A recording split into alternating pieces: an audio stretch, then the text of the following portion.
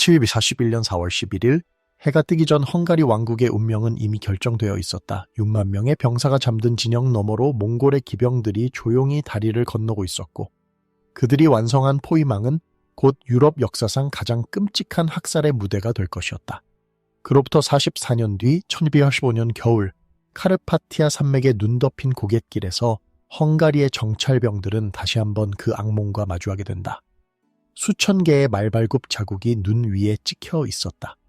규칙적이고 질서정연하며 끝이 보이지 않을 만큼 길게 이어진 그 흔적은 단 하나의 메시지만을 전하고 있었다. 그들이 돌아왔다는 것, 이번에는 끝을 보러 왔다는 것. 정찰병 중 한 명은 그 자리에서 말에서 떨어졌다. 그는 1241년의 생존자였다. 당시 12살이었던 그 소녀는 이제 56의 노인이 되어 있었지만 그날의 기억은 여전히 생생했다. 하늘을 뒤덮은 화살의 비, 불타는 마을에서 들려오던 비명, 그리고 며칠 동안 들판을 뒤덮었던 시체들의 냄새. 그는 떨리는 손으로 성호를 그으며 중얼거렸다. 주여, 우리를 불쌍히 여기소서. 그러나 이번에는 달랐다. 정찰병들은 공포에 떨면서도 후퇴하지 않았다. 그들은 즉시 말을 돌려 가장 가까운 요새로 향했다. 그곳에는 44년 전에는 존재하지 않았던 것이 있었다. 높이 솟은 석조 성벽, 무장한 수비대, 그리고 살아남기 위해 모든 것을 걸었던 한 왕국의 결의가. 헝가리는 1241년의 그 나라가 아니었다. 벨레오 4세는 자신의 왕국이 재가 되는 것을 지켜본 뒤 단 하나의 진실을 깨달았다. 강한 군대는 전투에서 이기지만 살아남는 나라는 전투를 피한다. 그리고 그는 44년 동안 자신의 왕국을 거대한 요새로 만들어왔다. 이제 그 요새가 시험받을 시간이었다. 1141년 4월 11일 새벽, 모이 평원에는 아직 어둠이 가시지 않았다. 헝가리의 벨레로 4세는 자신의 천막 안에서 승리를 확신하고 있었다. 그의 군대는 6만 명에 달했고 이는 헝가리 역사상 최대 규모의 동원이었다.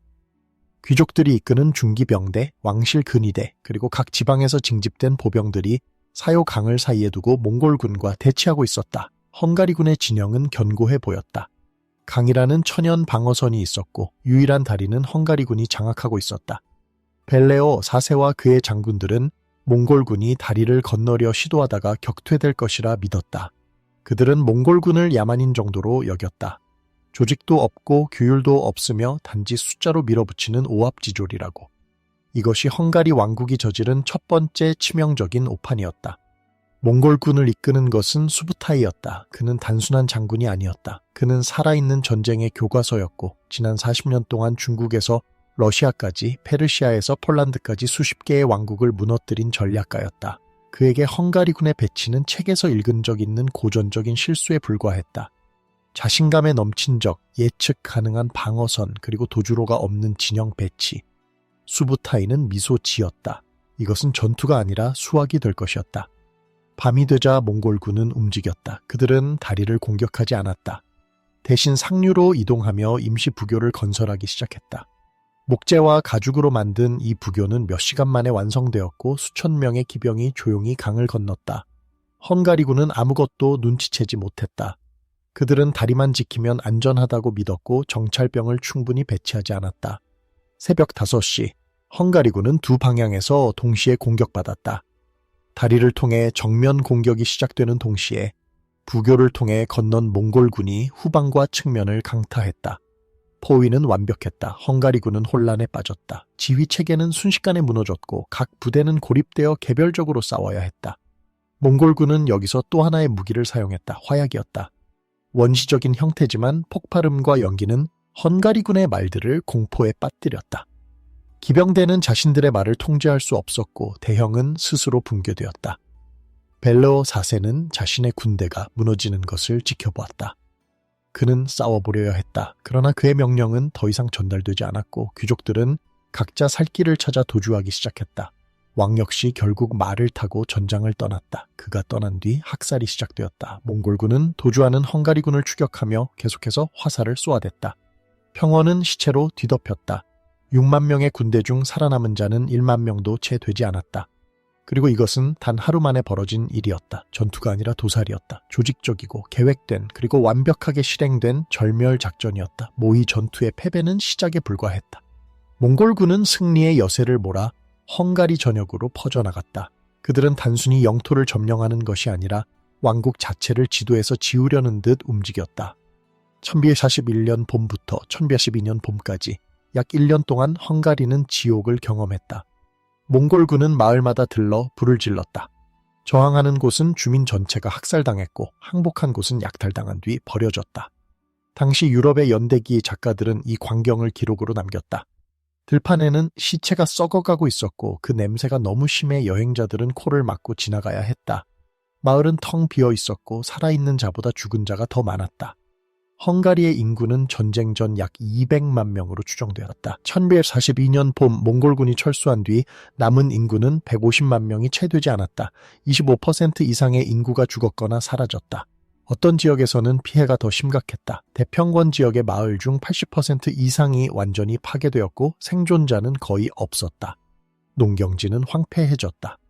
봄이 왔지만 씨를 뿌릴 사람이 없었고 들판에는 시체와 동물 사체가 방치되어 있었다.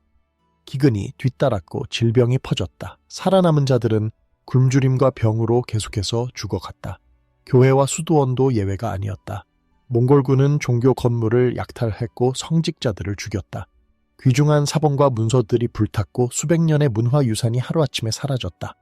헝가리는 문자 그대로 중세 압흑 시대로 퇴보했다.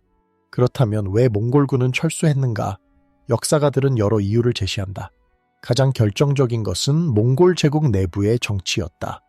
1281년 12월 데칸 우구데이가 사망했고 후계 문제로 제국은 혼란에 빠졌다. 바투와 수부타이는 본국으로 돌아가야 했다. 보급 문제도 있었다. 헝가리의 황폐화된 들판에서는 더 이상 대규모 군대를 유지할 수 없었다. 몽골군 스스로가 자신들이 만든 폐허의 희생자가 되고 있었다. 그들은 떠났다. 그러나 그들이 남긴 상처는 떠나지 않았다. 살아남은 헝가리인들은 침묵 속에서 폐허를 바라보았다. 죄책감, 공포, 그리고 무력감이 그들을 짓눌렀다.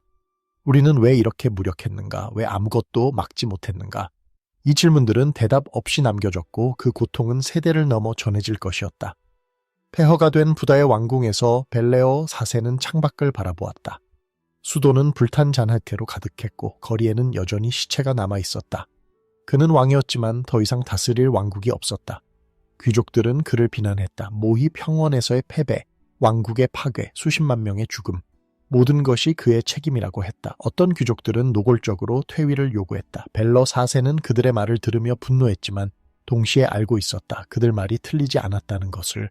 그는 자신의 군대를 과신했고 적을 과소평가했으며 결과적으로 왕국을 멸망 직전까지 몰고 갔다. 밤마다 그는 악몽에 시달렸다. 모히 평원의 아침, 포위당한 군대, 그리고 자신이 도주하는 모습. 그는 왕으로서 가장 중요한 순간에 도망쳤다. 이 사실은 그를 평생 괴롭힐 것이었다. 그러나 벨레오 4세는 단순히 자책하며 무너지는 인물이 아니었다. 그는 패배를 분석하기 시작했다. 왜 우리는 졌는가? 병사들이 겁쟁이여서인가? 아니다. 그들은 용감하게 싸웠다. 무기가 부족해서인가? 그것도 아니다. 헝가리군의 무장은 몽골군과 크게 다르지 않았다. 그렇다면 무엇이 문제였는가? 벨레오 4세는 결론에 도달했다. 문제는 병사가 아니라 구조였다. 헝가리 왕국은 하나의 거대한 야전군의 모든 것을 걸었다. 중앙 집권적 군대, 귀족들이 이끄는 기병대, 그리고 결정적 전투에서의 승리. 이것이 전통적인 유럽 전쟁 방식이었다. 그러나 몽골은 달랐다. 그들은 결정적 전투를 원하지 않았다. 그들은 적을 포위하고 고립시키고 각계 격파했다. 그리고 가장 중요한 것은 그들은 헝가리가 다시 군대를 모으지 못하도록 왕국 전체를 파괴했다. 벨로 4세는 깨달았다. 우리에게는 성이 없었다. 방어할 요새가 없었다. 몽골군이 평원을 휩쓸 때 백성들은 숨을 곳이 없었다. 마을은 나무 울타리로만 보호되었고 석조 요새는 손에 꼽을 정도였다. 결과적으로 헝가리는 단 한 번의 전투로 무너졌다. 왕은 결단을 내렸다. 이것은 정치적으로 위험한 결정이었다. 그러나 그는 선택의 여지가 없었다. 헝가리가 다시 한번 몽골의 침공을 받는다면 이번에는 진짜로 끝날 것이었다. 그는 귀족들을 소집했다. 그리고 그들에게 전례 없는 제안을 했다. 성을 지어라. 누구든지. 벨레오 4세의 명령은 단순했지만 혁명적이었다. 귀족, 주교, 심지어 부유한 상인에게까지 성을 건설할 권리를 부여한 것이다. 중세 유럽에서 성을 짓는다는 것은 단순한 건축 행위가 아니었다. 그것은 권력의 상징이었고 자치권의 표현이었으며 사실상 독립된 영지를 갖는다는 의미였다. 왕이 이를 허용한다는 것은 스스로 중앙집권적 권력을 포기하는 것과 같았다. 귀족들은 처음에는 의아해했다. 이것이 함정인가? 왕이 왜 자발적으로 권력을 나눠주려는가? 그러나 벨레오 4세는 진지했다. 그는 귀족들에게 세금 감면과 토지 추가 분배를 약속했다. 조건은 단 하나, 5년 안에 석조 요새를 완성하는 것. 귀족들은 받아들였다. 그들 역시 1181년을 기억했고 다시는 그런 무력감을 느끼고 싶지 않았다. 성 건설은 곧 헝가리 전역에서 시작되었다. 이것은 단순한 건축붐이 아니라 국가적 생존 프로젝트였다. 석공들이 유럽 전역에서 고용되었고 채석장이 곳곳에 열렸다. 교회는 자신들의 불을 쏟아부어 요새화된 수도원을 지었다. 상인들은 도시 주변에 성벽을 쌓았다. 헝가리는 거대한 공사장으로 변했다. 이 성들은 단순한 방어시설이 아니었다. 그것은 새로운 전략의 물리적 표현이었다. 벨레오 4세가 설계한 성들은 몇 가지 공통된 특징을 가지고 있었다. 우선 성벽이 두꺼웠다. 3m에서 5m에 달하는 석조벽은 당시의 공성 무기로는 뚫을 수 없었다. 몽골의 화약병기도 이 두께를 관통할 수 없었다. 두 번째는 이중 방어선이었다. 바깥 성벽과 안쪽 성체가 분리되어 있었고 적이 바깥 성벽을 뚫더라도 안쪽에서 계속 저항할 수 있었다. 세 번째는 수직 방어 구조였다. 성벽 위에는 살수공이 설치되었고 화살 구멍이 촘촘하게 뚫려 있었다. 소수의 수비대로도 대규모 공격을 막을 수 있도록 설계되었다. 1141년부터 1185년까지 44년 동안 헝가리에는 100개가 넘는 석조성이 새롭게 건설되었다. 기존의 목조 요새들도 석조로 개축되었다. 헝가리의 풍경이 바뀌었다. 이제 어디를 가든 지평선에는 성이 보였다. 이것은 엄청난 비용을 요구했다. 국가 재정의 상당 부분이 성 건설에 투입되었다. 벨레오 4세는 다른 분야를 희생해야 했다. 궁전은 재건되지 않았고 왕실의 사치는 사라졌다. 그러나 왕은 흔들리지 않았다. 그는 알고 있었다. 권력보다 생존이 먼저라는 것을, 화려한 궁전보다 견고한 성벽이 더 중요하다라는 것을, 그리고 왕국이 살아남지 못한다면 왕의 권력 따위는 아무 의미가 없다는 것을. 그러나 벨레오 4세는 성만으로는 충분하지 않다는 것을 알고 있었다. 성은 방어 수단이지 공격 수단이 아니었다. 몽골이 다시 온다면 단순히 성 안에 숨어 있을 수만은 없었다. 싸울 수 있는 군대가 필요했다. 문제는 1241년의 군제가 근본적으로 결함이 있었다는 것이다. 헝가리의 전통적인 군대는 귀족 중심의 기병대였다. 귀족들이 자신의 가신들을 이끌고 전쟁에 참여했고 이들의 충성심과 협력은 보장되지 않았다. 모히 전투에서 보았듯이 위기가 닥치자 귀족들은 각자 살 길을 찾아 흩어졌다. 벨레오 4세는 이 구조를 바꾸기로 했다. 그는 서유럽의 제도를 참고해 새로운 군제를 도입했다. 핵심은 무장한 자유민 제도였다. 왕은 농민들에게 제안했다. 토지를 주겠다. 대신 군복무 의무를 져라. 이것은 혁명적인 제안이었다. 중세 유럽에서 토지를 소유한다는 것은 자유를 의미했다. 농노가 아닌 자유민이 되는 것이었다. 수천 명의 농민들이 이 제안을 받아들였다. 그들은 토지를 받았고 그 대가로 무기를 들었다. 왕실은 이들에게 기본적인 군사훈련을 제공했고 무기와 갑옷을 지급했다. 이렇게 탄생한 것이 헝가리의 자유민 기병대였다. 그들은 귀족의 가신이 아니라 왕에게 직접 충성하는 병사들이었다. 동시에 기존의 귀족 기사 계급도 재편성되었다. 벨레오 4세는 서유럽, 특히 프랑스와 독일의 기사 제도를 연구했다. 그는 중기병 전술을 도입했다. 헝가리 기사들은 더 무거운 갑옷을 입고 창을 들고 밀집 대형으로 돌격하는 훈련을 받았다. 이것은 몽골의 경기병과는 정반대의 전술이었다. 몽골은 기동성을 중시했지만 헝가리는 충격력을 선택했다. 보병도 강화되었다. 벨레오 4세는 이탈리아, 특히 베네치아에서 석궁병을 고용했다. 석궁은 당시 가장 강력한 원거리 무기였다. 훈련이 덜 필요했고 관통력이 뛰어났다. 베네치아의 석궁병들은 헝가리군에 합류해 현지 병사들을 훈련시켰다.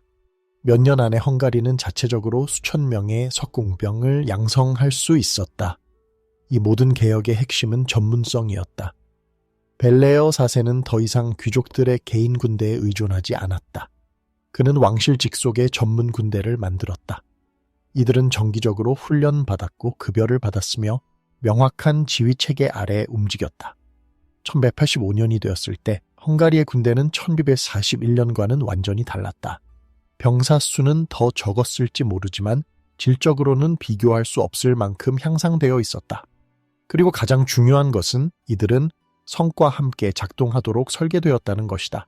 성에서 출격하고 성으로 후퇴하며 성을 거점으로 유격전을 펼치는 것. 이것이 새로운 헝가리 군대의 전술이었다. 1585년 겨울 몽골은 다시 움직였다. 이번에는 2명의 지휘관이 두 갈래로 침공했다. 남쪽에서는 노가이 칸이 트란실바니아를 향해 진격했고 북쪽에서는 탈라부가가 카르파티아 산맥을 넘어왔다. 이것은 고전적인 협공 전술이었다. 헝가리군을 분산시키고 각계격파하며 다시 한번 결정적 전투로 끌어내려는 의도였다. 몽골군의 규모는 정확히 알려지지 않았지만 추정으로는 각 군단이 2만에서 3만 명 정도였다. 합쳐서 5만 명 이상의 병력이었다. 이것은 71년보다는 적었지만 여전히 헝가리가 야전에서 맞서기에는 버거운 숫자였다. 몽골군은 자신감에 차 있었다. 그들은 헝가리가 여전히 약하다고 생각했다. 44년 전의 기억이 그들에게는 최근의 승리처럼 느껴졌다. 한번 무너진 적은 다시 무너지기 쉽다는 것이 그들의 경험이었다. 노가이 칸은 트란실바니아의 평원으로 진입하며 첫 번째 마을을 공격했다. 그는 쉬운 승리를 기대했다. 그러나 마을은 텅 비어 있었다. 주민들은 이미 떠난 뒤였다. 노가이는 의아해하며 다음 마을로, 주민들은 가축과 곡식을 가지고 가장 가까운 성으로 피신했다. 탈라부가의 군대는 빈 들판만을 점령했다. 약탈할 것도 없었고 싸울 적도 보이지 않았다. 몽골군은 처음으로 당황하기 시작했다. 이것은 그들이 알던 전쟁이 아니었다. 적은 어디에 있는가? 왜 싸우러 나오지 않는가? 왜 모든 것이 비어 있는가? 그들은 곧 깨달았다. 헝가리가 변했다는 것을. 1141년의 그 무력한 왕국은 더 이상 존재하지 않았다. 이제 그들 앞에는 수십 개의 요새가 버티고 있었고 각 요새 안에는 무장한 백성들이 기다리고 있었다. 몽골의 침공은 첫 번째 성 앞에서 멈춰섰다. 노가이 칸은 첫 번째 성 앞에서 고민에 빠졌다. 성은 언덕 위에 지어져 있었고 두꺼운 석조벽으로 둘러싸여 있었다. 성문은 굳게 닫혀 있었고 성벽 위에는 석궁병들이 배치되어 있었다. 노가이는 공격을 명령했다. 몽골 궁수들이 화살을 쏘았지만 성벽 뒤에 숨은 수비대에게는 별 효과가 없었다. 몽골 기병들이 돌격했지만 성문은 끄떡도 하지 않았다. 며칠 동안 공격이 계속되었지만 성은 무너지지 않았다. 노가이는 점점 초조해졌다. 몽골군은 공성전에 익숙하지 않았다. 그들의 강점은 기동성과 야전 전투였다. 적을 열린 평원으로 유인해 포위하고 경멸하는 것이 그들의 방식이었다. 그러나 헝가리군은 나오지 않았다. 그들은 성벽 뒤에 숨어서 안전하게 몽골군을 바라보고 있었다. 문제는 시간이었다. 몽골군이 한 성을 포위하고 있는 동안 다른 헝가리 군대가 움직이고 있었다. 벨레어 다세의 전략은 단순했다. 적이 한 성을 공격하면 다른 성에서 출격해 보급선을 끊는 것, 적이 두 개로 나뉘면 각각을 따로 괴롭히는 것, 결코 결정적 전투를 하지 않는 것. 노가이의 보급 부대가 매복당했다. 헝가리의 경기병들이 숲에서 튀어나와 공격했고 몽골군이 반응하기도 전에 사라졌다. 며칠 뒤 또 다른 보급 부대가 습격당했다. 이번에는 석궁병들이었다. 그들은 언덕 위에서 화살을 쏘다가 몽골 기병이 올라오기 전에 근처 성으로 도망쳤다. 노가이는 분노했지만 어쩔 수 없었다. 그는 성을 버리고 계속 진격할 수도 없었다. 성을 뒤에 두고 가면 후방기 위협받았다. 그렇다고 모든 성을 공격할 수도 없었다. 시간도 병력도 부족했다. 북쪽의 탈라부가는 더 심각한 문제에 직면했다. 겨울이 깊어지고 있었다. 카르파티아 산맥의 추위는 혹독했고 몽골군은 준비가 되어 있지 않았다. 식량이 떨어지기 시작했다. 그들은 약탈로 보급을 보충하려 했지만 약탈할 마을이 없었다. 모든 것이 성 안에 있었다. 몽골군 사이에서 질병이 퍼지기 시작했다.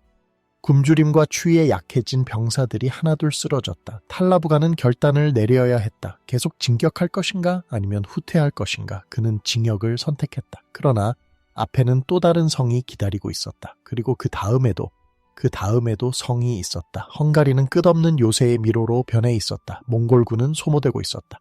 전투에서 죽는 것이 아니라 기다림과 추위와 굶주림 속에서 천천히 무너지고 있었다. 이것은 그들이 경험해 본 적 없는 전쟁이었다. 승리도 없었고 패배도 명확하지 않았다. 단지 끝없는 좌절만이 있었다. 겨울은 무기가 되었다. 44년 전 몽골에게 유리했던 헝가리의 추운 겨울이 이번에는 몽골의 적이 되었다. 1986년 초봄, 몽골군은 후퇴를 시작했다. 노가이 칸과 탈라부가 모두 같은 결론에 도달했다. 이 전쟁은 이길 수 없다. 적어도 지금은 아니다.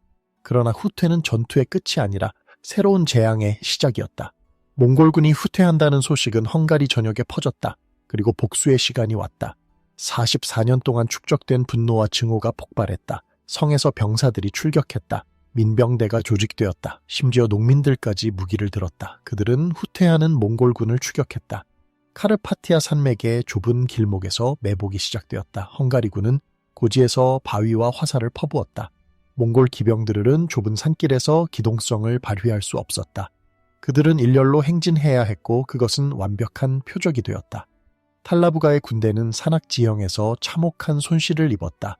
하루에도 수백 명씩 쓰러졌다. 부상자들은 버려졌고 낙오자들은 헝가리 민병대에게 살해되었다. 남쪽에서는 노가이의 군대가 보급선 붕괴로 고통받았다. 그들은 며칠째 제대로 먹지 못했고 말들마저 굶주리고 있었다. 트란실바니아의 평원을 가로지르는 동안 헝가리 경기병들이 끊임없이 괴롭혔다. 멀리서 화살을 쏘고 후방을 습격하고 밤에 진영을 공격했다.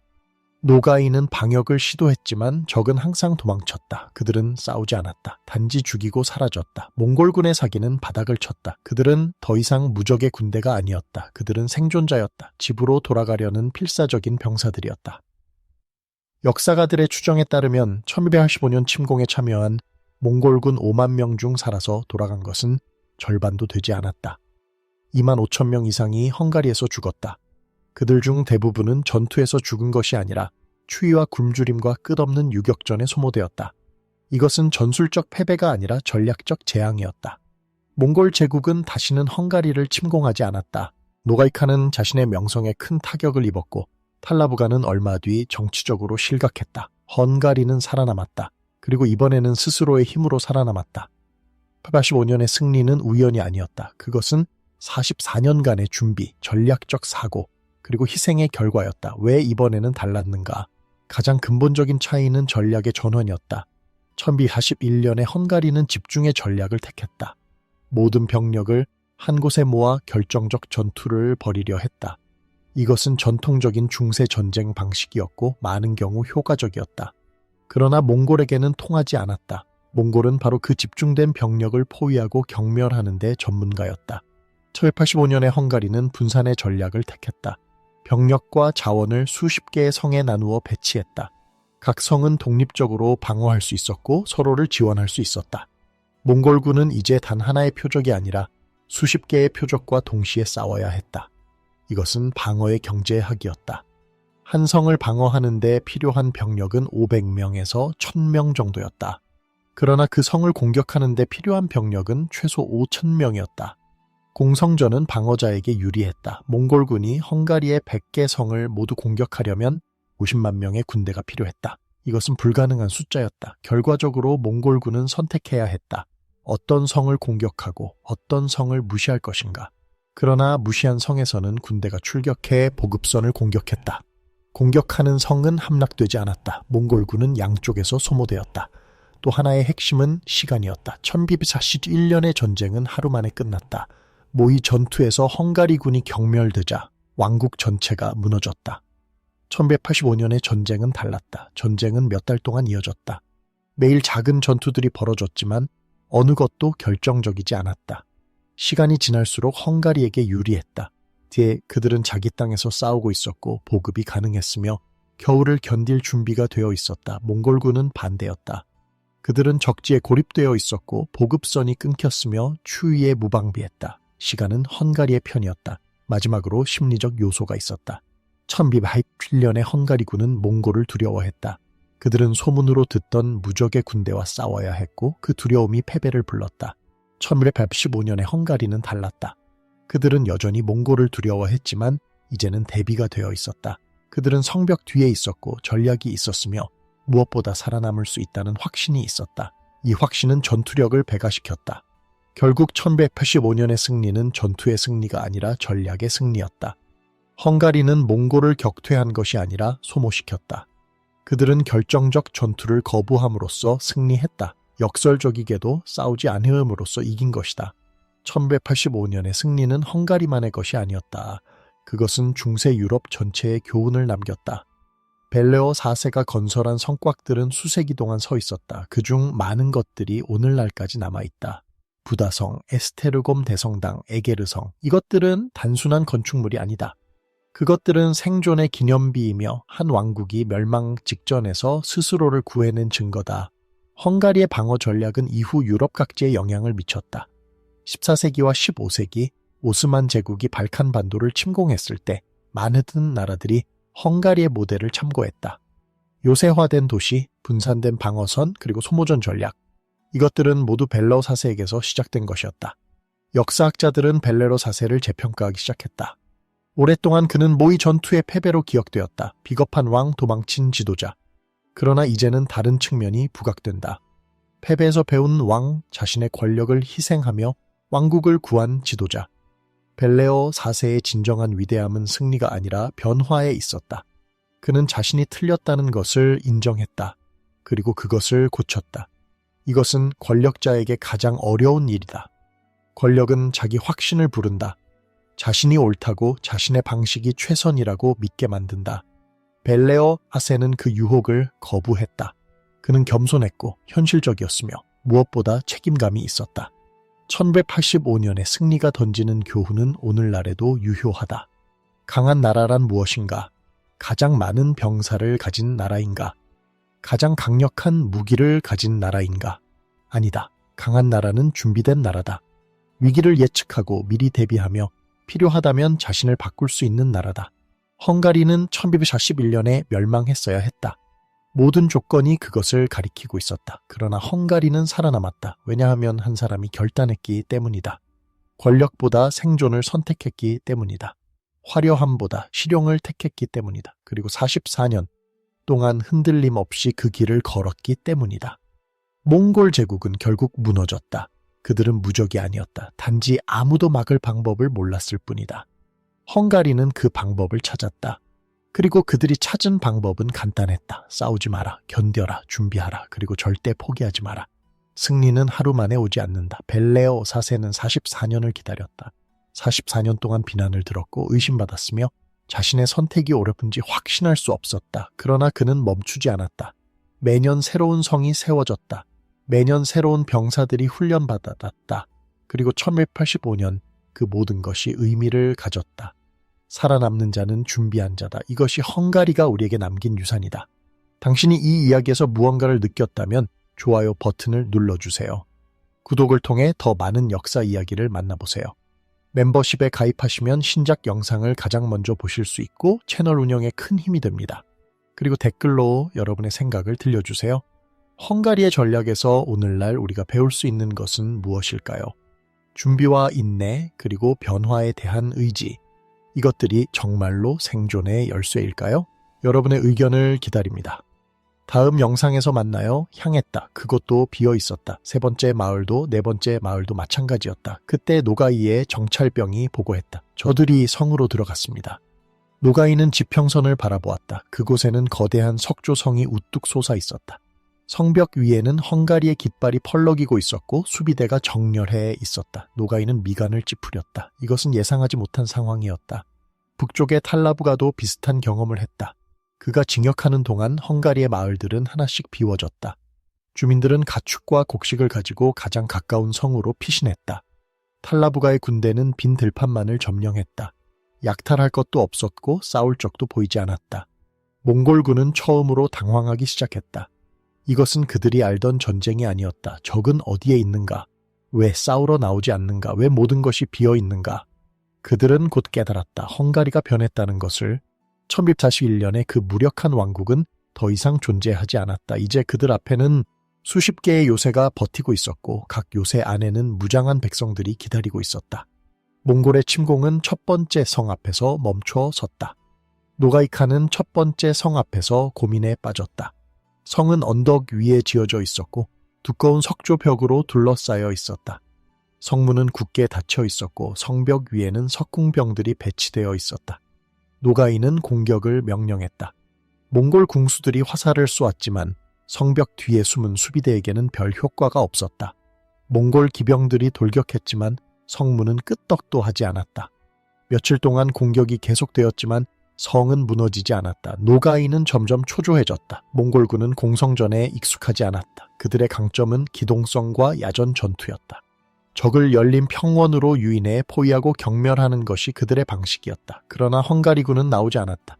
그들은 성벽 뒤에 숨어서 안전하게 몽골군을 바라보고 있었다. 문제는 시간이었다. 몽골군이 한 성을 포위하고 있는 동안 다른 헝가리 군대가 움직이고 있었다. 벨레어 4세의 전략은 단순했다. 적이 한 성을 공격하면 다른 성에서 출격해 보급선을 끊는 것, 적이 두 개로 나뉘면 각각을 따로 괴롭히는 것, 결코 결정적 전투를 하지 않는 것.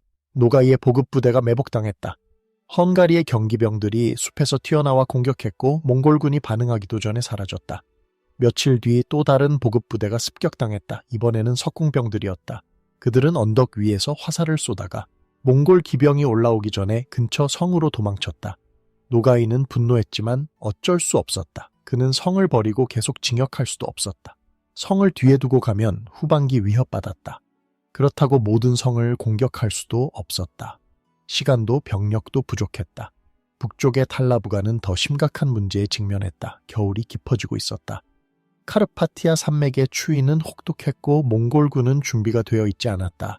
식량이 떨어지기 시작했다. 그들은 약탈로 보급을 보충하려 했지만 약탈할 마을이 없었다. 모든 것이 성 안에 있었다. 몽골군 사이에서 질병이 퍼지기 시작했다. 굶주림과 추위에 약해진 병사들이 하나둘 쓰러졌다. 탈라부가는 결단을 내려야 했다. 계속 징역할 것인가 아니면 후퇴할 것인가. 그는 징역을 선택했다. 그러나 앞에는 또 다른 성이 기다리고 있었다. 그리고 그 다음에도 성이 있었다. 헝가리는 끝없는 요새의 미로로 변해 있었다. 몽골군은 소모되고 있었다. 전투에서 죽는 것이 아니라 기다림과 추위와 굶주림 속에서 천천히 무너지고 있었다.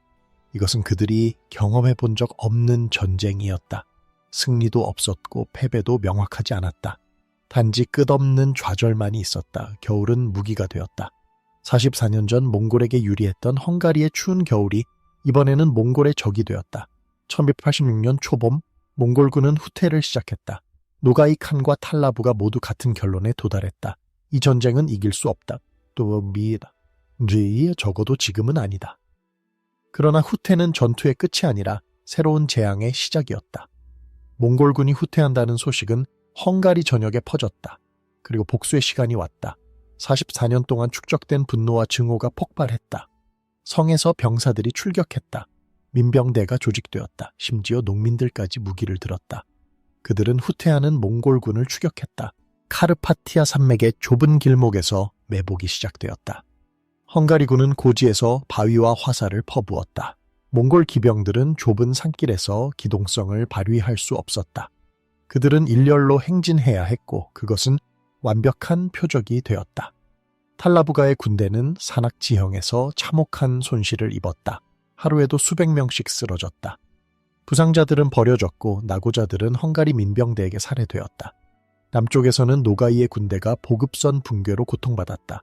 그들은 며칠째 제대로 먹지 못했고 말들마저 굶주리고 있었다. 트란실바니아의 평원을 가로지르는 동안 헝가리 경기병들이 끊임없이 괴롭혔다. 멀리서 화살을 쏘고 후방을 습격하고 밤에 진영을 공격했다. 노가이는 방역을 시도했지만 적은 항상 도망쳤다. 그들은 싸우지 않았다. 단지 죽이고 사라졌다. 몽골군의 사기는 바닥을 쳤다. 그들은 더 이상 무적의 군대가 아니었다. 그들은 생존자였다. 집으로 돌아가려는 필사적인 병사들이었다. 역사가들의 추정에 따르면 1115년 침공에 참여한 몽골군 5만 명 중 살아서 돌아간 것은 절반도 되지 않았다.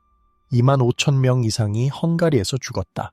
그들 중 대부분은 전투에서 죽은 것이 아니라 추위와 굶주림과 끝없는 유격전에 소모되었다. 이것은 전술적 패배가 아니라 전략적 재앙이었다. 몽골 제국은 다시는 헝가리를 침공하지 않았다. 노가이 칸은 자신의 명성에 큰 타격을 입었고 탈라부가는 얼마 뒤 정치적으로 실각했다. 헝가리는 살아남았다. 그리고 이번에는 스스로의 힘으로 살아남았다. 1585년의 승리는 우연이 아니었다. 그것은 44년간의 준비, 전략적 사고, 그리고 희생의 결과였다. 왜 이번에는 달랐는가? 가장 근본적인 차이는 전략의 전환이었다. 1241년에 헝가리는 집중의 전략을 택했다. 모든 병력을 한 곳에 모아 결정적 전투를 벌이려 했다. 이것은 전통적인 중세 전쟁 방식이었고 많은 경우 효과적이었다. 그러나 몽골에게는 통하지 않았다. 몽골은 바로 그 집중된 병력을 포위하고 경멸하는 데 전문가였다. 1185년에 헝가리는 분산의 전략을 택했다. 병력과 자원을 수십 개의 성에 나누어 배치했다. 각 성은 독립적으로 방어할 수 있었고 서로를 지원할 수 있었다. 몽골군은 이제 단 하나의 표적이 아니라 수십 개의 표적과 동시에 싸워야 했다. 이것은 방어의 경제학이었다. 한 성을 방어하는 데 필요한 병력은 500명에서 1000명 정도였다. 그러나 그 성을 공격하는 데 필요한 병력은 최소 5000명이었다. 공성전은 방어자에게 유리했다. 몽골군이 헝가리의 100개 성을 모두 공격하려면 50만 명의 군대가 필요했다. 이것은 불가능한 숫자였다. 결과적으로 몽골군은 선택해야 했다. 어떤 성을 공격하고 어떤 성을 무시할 것인가. 그러나 무시한 성에서는 군대가 출격해 보급선을 공격했다. 공격하는 성은 함락되지 않았다. 몽골군은 양쪽에서 소모되었다. 또 하나의 핵심은 시간이었다. 1241년의 전쟁은 하루 만에 끝났다. 모히 전투에서 헝가리군이 경멸되자 왕국 전체가 무너졌다. 1185년의 전쟁은 달랐다. 전쟁은 몇 달 동안 이어졌다. 매일 작은 전투들이 벌어졌지만 어느 것도 결정적이지 않았다. 시간이 지날수록 헝가리에게 유리했다. 그들은 자기 땅에서 싸우고 있었고 보급이 가능했으며 겨울을 견딜 준비가 되어 있었다. 몽골군은 반대였다. 그들은 적지에 고립되어 있었고 보급선이 끊겼으며 추위에 무방비했다. 시간은 헝가리의 편이었다. 마지막으로 심리적 요소가 있었다. 1241년에 헝가리군은 몽골을 두려워했다. 그들은 소문으로 듣던 무적의 군대와 싸워야 했고 그 두려움이 패배를 불렀다. 1185년에 헝가리는 달랐다. 그들은 여전히 몽골을 두려워했지만 이제는 대비가 되어 있었다. 그들은 성벽 뒤에 있었고 전략이 있었으며 무엇보다 살아남을 수 있다는 확신이 있었다. 이 확신은 전투력을 배가시켰다. 결국 1185년의 승리는 전투의 승리가 아니라 전략의 승리였다. 헝가리는 몽골을 격퇴한 것이 아니라 소모시켰다. 그들은 결정적 전투를 거부함으로써 승리했다. 역설적이게도 싸우지 않음으로써 이긴 것이다. 1185년의 승리는 헝가리만의 것이 아니었다. 그것은 중세 유럽 전체의 교훈을 남겼다. 벨레어 4세가 건설한 성곽들은 수세기 동안 서 있었다. 그중 많은 것들이 오늘날까지 남아있다. 부다성, 에스테르곰 대성당, 에게르성, 이것들은 단순한 건축물이 아니다. 그것들은 생존의 기념비이며 한 왕국이 멸망 직전에서 스스로를 구해낸 증거다. 헝가리의 방어 전략은 이후 유럽 각지에 영향을 미쳤다. 14세기와 15세기 오스만 제국이 발칸 반도를 침공했을 때 많은 나라들이 헝가리의 모델을 참고했다. 요새화된 도시, 분산된 방어선, 그리고 소모전 전략. 이것들은 모두 벨레어 4세에게서 시작된 것이었다. 역사학자들은 벨로 4세를 재평가하기 시작했다. 오랫동안 그는 모의 전투의 패배로 기억되었다. 비겁한 왕, 도망친 지도자. 그러나 이제는 다른 측면이 부각된다. 패배에서 배운 왕, 자신의 권력을 희생하며 왕국을 구한 지도자. 벨레어 4세의 진정한 위대함은 승리가 아니라 변화에 있었다. 그는 자신이 틀렸다는 것을 인정했다. 그리고 그것을 고쳤다. 이것은 권력자에게 가장 어려운 일이다. 권력은 자기 확신을 부른다. 자신이 옳다고, 자신의 방식이 최선이라고 믿게 만든다. 벨교 4세는 그 유혹을 거부했다. 그는 겸손했고 현실적이었으며 무엇보다 책임감이 있었다. 1815년의 승리가 던지는 교훈은 오늘날에도 유효하다. 강한 나라란 무엇인가? 가장 많은 병사를 가진 나라인가?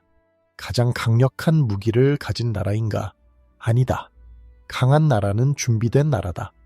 위기를 예측하고 미리 대비하며 필요하다면 자신을 바꿀 수 있는 나라다. 헝가리는 1281년에 멸망했어야 했다. 모든 조건이 그것을 가리키고 있었다. 그러나 헝가리는 살아남았다. 왜냐하면 한 사람이 결단했기 때문이다. 권력보다 생존을 선택했기 때문이다. 화려함보다 실용을 택했기 때문이다. 그리고 44년 동안 흔들림 없이 그 길을 걸었기 때문이다. 몽골 제국은 결국 무너졌다. 그들은 무적이 아니었다. 단지 아무도 막을 방법을 몰랐을 뿐이다. 헝가리는 그 방법을 찾았다. 그리고 그들이 찾은 방법은 간단했다. 싸우지 마라, 견뎌라, 준비하라, 그리고 절대 포기하지 마라. 승리는 하루 만에 오지 않는다. 벨레오 하세는 44년을 기다렸다. 14년 동안 비난을 들었고 의심받았으며 자신의 선택이 옳은지 확신할 수 없었다. 그러나 그는 멈추지 않았다. 매년 새로운 성이 세워졌다. 매년 새로운 병사들이 훈련받았다. 그리고 1185년 그 모든 것이 의미를 가졌다. 살아남는 자는 준비한 자다. 이것이 헝가리가 우리에게 남긴 유산이다. 당신이 이 이야기에서 무언가를 느꼈다면 좋아요 버튼을 눌러주세요. 구독을 통해 더 많은 역사 이야기를 만나보세요. 멤버십에 가입하시면 신작 영상을 가장 먼저 보실 수 있고 채널 운영에 큰 힘이 됩니다. 그리고 댓글로 여러분의 생각을 들려주세요. 헝가리의 전략에서 오늘날 우리가 배울 수 있는 것은 무엇일까요? 준비와 인내, 그리고 변화에 대한 의지, 이것들이 정말로 생존의 열쇠일까요? 여러분의 의견을 기다립니다. 다음 영상에서 만나요.